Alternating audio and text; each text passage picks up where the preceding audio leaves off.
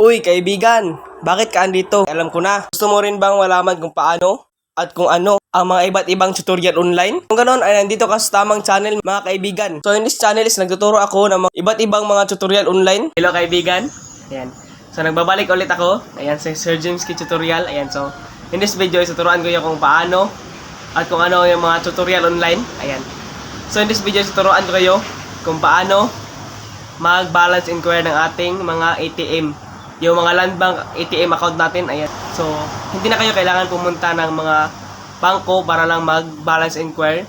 So, dito pa lang sa application na to, is pwede na kayo mag-balance inquiry kahit nasa bahay, opisina, or school kayo. By the way, ito si Land Bank application account is ginawa ito para hindi na tayo mahirapan mag-balance inquiry kung mayroon bang laman or wala yung ating mga ATM account. Ayan. So, dito, ginawa talaga ito for purposes only. So, yun.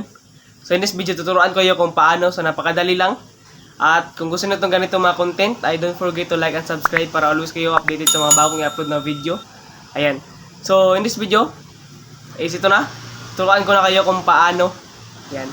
So, sit back, relax, and don't skip this video until the end para malaman natin kung ano ang mga proseso. Ayan. So, dito na. Sisimulan ko na.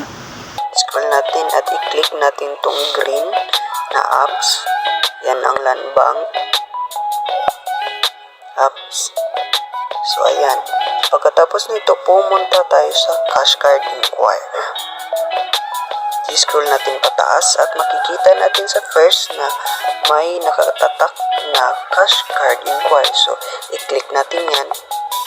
Tapos sa Cash Card number, ilagay natin yung cash card number ng ating Land Bank and PIN ng Land Bank card natin.